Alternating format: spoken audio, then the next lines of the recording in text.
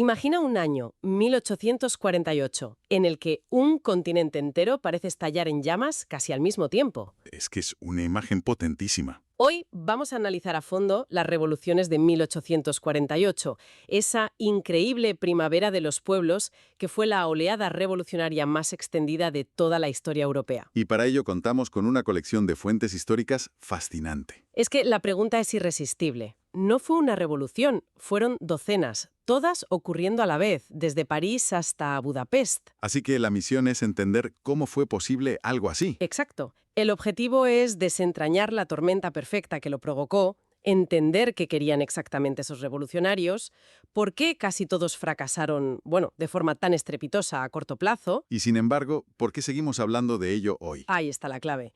Es una historia de idealismo, de traición y de consecuencias totalmente inesperadas. Me parece un plan excelente. Empecemos por el principio. Para que todo un continente explote, el descontento debía ser profundo y sobre todo generalizado. A menudo pensamos en las revoluciones como algo urbano, de fábricas y barricadas, pero las fuentes señalan que el campo estaba también al rojo vivo. Totalmente. De hecho, el descontento rural fue el fuego lento que llevaba décadas cociéndose. El problema de fondo era el fin del viejo mundo. Los campesinos estaban perdiendo derechos tradicionales que eran vitales para su subsistencia. ¿A qué tipo de derechos te refieres? Pues el ejemplo más claro, y que aparece constantemente en los archivos de la época, era el acceso a los bosques comunales. Los bosques. Suena a algo secundario o casi a cuento de hadas. Para nosotros hoy, sí, pero para ellos era la diferencia entre sobrevivir al invierno o no. La leña para calentarse, la madera para reparar herramientas, el pasto para su único animal. Era su economía de subsistencia. Exacto. Con la privatización de las tierras, lo que durante siglos fue un derecho se convirtió de repente en un delito. El robo de leña. ¿Y tenemos forma de medir el impacto real de esto? Esto me interesa. Hay cifras. Las hay, y son brutales. En Baviera, por ejemplo, entre 1811 y 1836, las condenas por robo de leña se quintuplicaron. Pasaron de unas 37.500 a casi 185.000 al año. Es una barbaridad. Estamos hablando de que un tercio de la población bávara fue procesada por esto. La desesperación era tal que en algunas zonas de Francia estalló la llamada Guerra de las Doncellas. ¿La guerra de las doncellas? Sí, grupos de campesinos se disfrazaban de mujeres para atacar a los guardas forestales y reclamar el uso de los bosques. No era un capricho, vamos, era pura supervivencia. Entendido. Así que tenemos un campo desesperado porque el nuevo sistema capitalista les está quitando hasta lo más básico. Supongo que en las ciudades la situación no era mucho mejor, aunque por razones distintas. Las razones eran distintas, pero el sentimiento de pérdida era el mismo. Los protagonistas en las ciudades no eran tanto los obreros de grandes fábricas, que aún eran minoría, sino los artesanos. Tejedores, carpinteros, herreros. Ese tipo de oficios. Veían cómo la mecanización amenazaba con destruir su trabajo y su modo de vida. El sistema de gremios que había protegido su trabajo durante siglos se estaba desmoronando. Y eso creaba una tensión nueva, ¿verdad? Ya no era solo el artesano contra la máquina. Exacto. Era el jornalero contra el maestro. Antes, un jornalero aspiraba a convertirse en maestro, a tener su propio taller. Ahora, con la nueva economía, los maestros más ricos se convertían en pequeños empresarios que contrataban mano de obra barata, y el ascenso social se volvía casi imposible. Se rompía el pacto social tradicional. Se rompía por completo. Y esta frustración estalló varias veces antes de 1848. El lema de los tejedores de seda de Lyon en sus revueltas de los años 30 es uno de los más potentes de todo el siglo XIX. Vivir trabajando o morir combatiendo. Es tremendo. No piden riqueza, piden la dignidad de poder vivir de su trabajo. Justo eso. ¿Vale? Tenemos la rabia del campo y la desesperación de las ciudades. Pero esa energía necesita una dirección, unas ideas. Me cuesta imaginar a un tejedor de Lyon redactando una constitución. ¿Quién ponía las palabras a ese descontento? Esa es la pieza clave. El sociólogo alemán Wilhelm Heinrich Riehl acuñó un término perfecto para describirlos. El proletariado intelectual. Suena a contradicción. Pues sí. En lugares como Alemania, las universidades estaban produciendo muchísimos más licenciados en Derecho, Filosofía o Historia de los que la administración pública podía absorber. Una generación con mucha formación y cero oportunidades. La peor combinación posible para cualquier gobierno. La peor, eran jóvenes frustrados, a menudo de clase media, que veían cómo los puestos importantes seguían en manos de la aristocracia de toda la vida. ¿Y qué hicieron? Se convirtieron en la oposición y el cerebro del movimiento, y canalizaron todo ese malestar social a través de las grandes ideologías del momento. Que eran básicamente tres, ¿no? Liberalismo, nacionalismo y algo más a la izquierda. Sí, por un lado, el liberalismo clásico.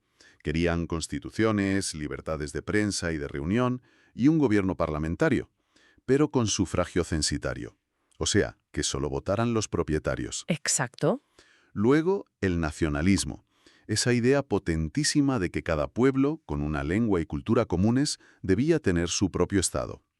Y finalmente, una corriente más radical, una mezcla de demócratas y los primeros socialistas, que exigían el sufragio universal masculino y, crucialmente, ponían sobre la mesa la cuestión social. La pobreza y la desigualdad. Eso es. Y aquí es donde la cosa se pone realmente interesante.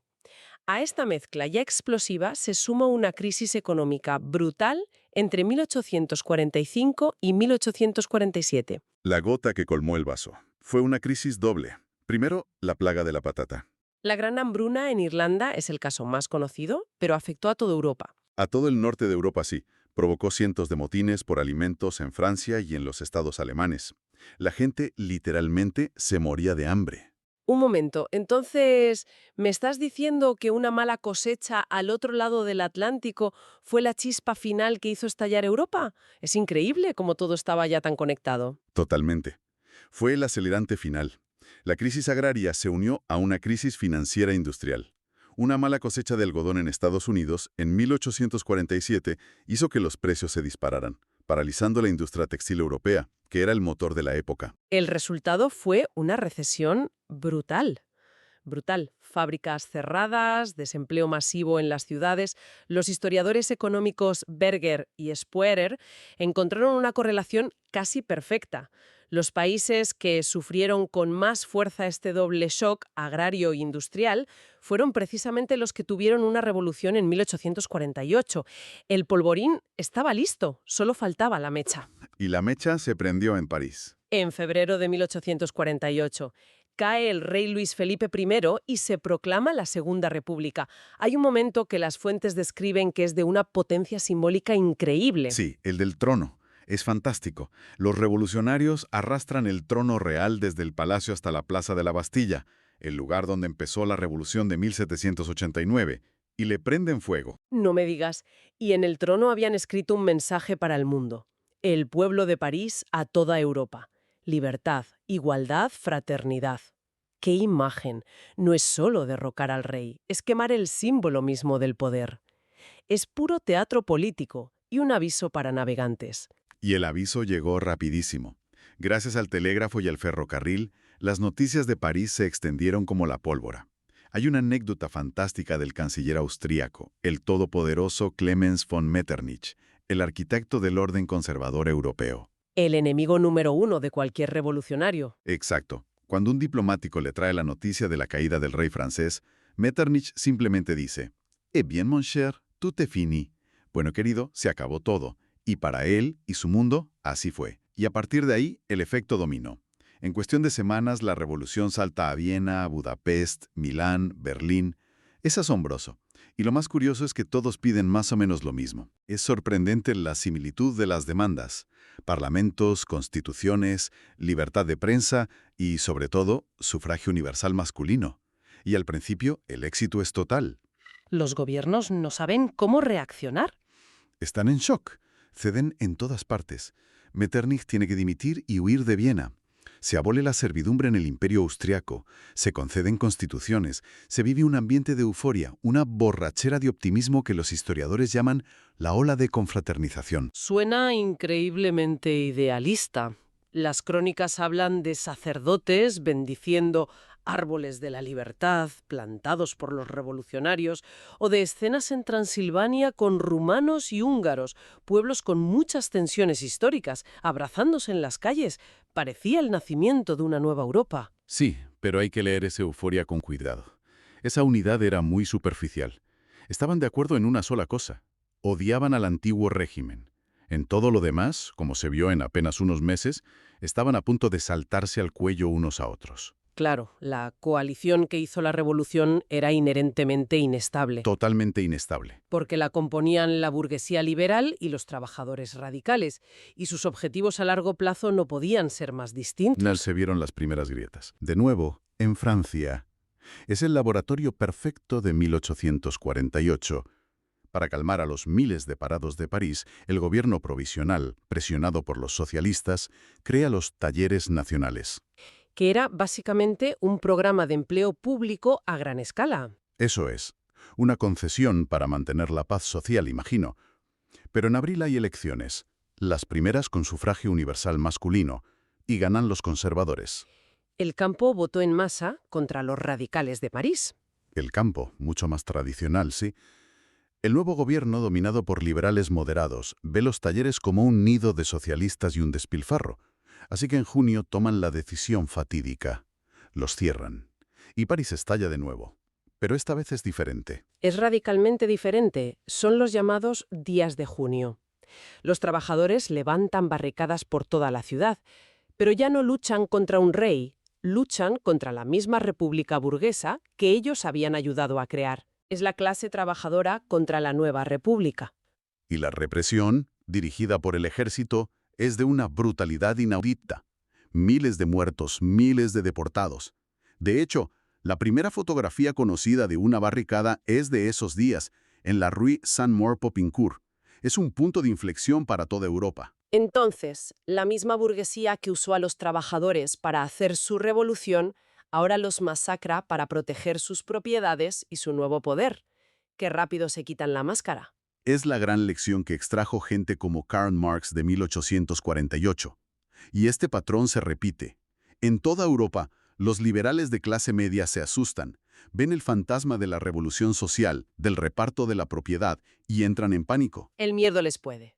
¿Hubo alguna otra gran fractura? Sí, la otra gran fuerza que lo dinamitó todo desde dentro fue el nacionalismo. Al principio parecía una fuerza unificadora contra los grandes imperios, todos unidos por la libertad. Pero esa ilusión duró muy poco. ¿Cómo se manifestó ese choque? El imperio austríaco es el ejemplo perfecto de esta contradicción. Es como un juego de muñecas rusas envenenadas. De repente los nacionalistas húngaros exigen su propio Estado independiente de Viena, lo cual es una demanda revolucionaria. Claro. Pero al mismo tiempo, se niegan en redondo a concederles la más mínima autonomía a los croatas, serbios o rumanos que viven dentro de sus fronteras. Ah, claro. Quieren la libertad para ellos, pero no para los demás. Exacto. Así que los croatas terminan aliándose con el emperador austriaco para luchar contra los húngaros. El nacionalismo se convirtió en una lucha de todos contra todos, donde cada pueblo quería su libertad, pero a costa de la del vecino. ¡Qué panorama! Divididos por la clase y enfrentados por la nación. Con esas fracturas, la contrarrevolución lo tenía bastante fácil. Facilísimo. Para finales de 1848, los ejércitos de los viejos imperios se han reorganizado y empiezan a aplastar los focos revolucionarios uno por uno. En Francia, la gente, asustada, elige como presidente a Luis Napoleón Bonaparte, el sobrino del emperador, que promete orden. Y en Austria sube al trono un nuevo y joven emperador, Francisco José I. Que reinará con mano de hierro. La primavera de los pueblos se ha convertido en un invierno de represión. Así que a finales de 1848 el sueño se ha acabado. El pensador francés Pierre-Joseph Proudhon lo resumió con una frase desoladora. Hemos sido vencidos y humillados, dispersos, encarcelados, desarmados y amordazados. A primera vista parece un fracaso absoluto. A corto plazo lo fue, sin ninguna duda. La represión fue feroz, se restauró la censura, se disolvieron los parlamentos y provocó una gran diáspora de exiliados, los llamados del 48. Muchos de los alemanes más brillantes, como Karl Schurz, que luego sería un importante político en Estados Unidos, tuvieron que huir. Pero entiendo que hay un pero. Hay un gran pero. Si ampliamos el foco, la historia es mucho más interesante. A veces un fracaso rotundo puede ser a largo plazo una forma de éxito. ¿Cómo es eso posible? Porque los gobiernos conservadores que ganaron la partida aprendieron la lección. Se dieron cuenta de que no podían seguir gobernando como si nada hubiera pasado. Para sobrevivir y evitar futuras revoluciones, tenían que modernizarse y hacer concesiones. O sea que acabaron implementando las reformas de sus enemigos para salvarse. Justo eso. Y muchas de las reformas que los revolucionarios exigieron en 1848 las acabaron haciendo ellos. Dame un ejemplo clave. La abolición del feudalismo era una de las grandes demandas y se consolidó definitivamente en Austria y los estados alemanes justo después de 1848 como una forma de apaciguar al campesinado. Incluso en la autocrática Rusia, el miedo a una revuelta similar llevó al zar a abolir la servidumbre en 1861. O sea que algunos cambios fueron permanentes. Permanentes e inmediatos. Dinamarca dejó de ser una monarquía absoluta para siempre. Los Países Bajos adoptaron una constitución representativa que, en esencia, sigue vigente. Y en Francia, a pesar de todo, se mantuvo el sufragio universal masculino. Una vez que concedes un derecho así, es muy difícil dar marcha atrás. Vale, entiendo el legado material, pero más allá de las leyes, me da la sensación de que el gran legado de 1848 fue intangible, una especie de aprendizaje colectivo. Absolutamente. La experiencia de 1848 fue la gran escuela de política del siglo XIX. Moldeó todos los movimientos posteriores. Los nacionalistas, por ejemplo, aprendieron que el idealismo romántico y las manifestaciones no bastaban. Necesitaban poder real. Necesitaban ejércitos, diplomacia y un liderazgo astuto. Son las lecciones que aplicarán Bismarck en Alemania y Cavour en Italia para unificar sus países una década después. Y los socialistas. Para ellos fue la lección más importante. Marx y otros analizaron meticulosamente el porqué del fracaso, y su conclusión fue clara. La burguesía liberal siempre traicionaría a la clase obrera en el momento decisivo. Por lo tanto, el proletariado necesitaba su propia organización. Y su propia teoría revolucionaria, sin alianzas con los liberales. El marxismo en gran medida nace del análisis de la derrota de 1848. Y hay un último punto, la cuestión social. Después de ver la violencia de los días de junio en París, ningún gobierno europeo pudo volver a ignorar que las condiciones de vida de los trabajadores eran un problema político de primer orden. Se instaló en la agenda para siempre. Así que, resumiendo, hemos visto cómo una mezcla de cambios económicos profundos, nuevas ideologías y una crisis brutal crearon un polvorín continental. Luego vimos el estallido, esa primavera eufórica y llena de esperanza que, sin embargo, se marchitó muy rápido. Las propias fuerzas que hicieron la revolución, las clases sociales y los nacionalismos, acabaron devorándola desde dentro. Exacto. Y esa división permitió al viejo orden, que parecía moribundo, recuperarse y aplastar el movimiento. Pero las semillas que se plantaron en esa breve primavera, aunque pisoteadas, germinarían durante todo el resto del siglo. Sin duda. Y esto nos deja con una última reflexión que se extrae de las propias fuentes. Tras el susto de 1848, los estados aprendieron una lección fundamental. Necesitaban controlar la opinión pública y vigilar a la disidencia de una forma mucho más sofisticada. Se profesionalizaron, por así decirlo. Sí, crearon agencias de prensa para difundir su propaganda y policías políticas modernas. Y esto plantea una pregunta interesante para pensar. Puede que las revoluciones no lograran tomar el Estado, pero contribuyeron sin quererlo a crear el Estado moderno, un Estado mucho más eficaz a la hora de vigilar, controlar y moldear a sus ciudadanos. Una idea, desde luego, sobre la que meditar.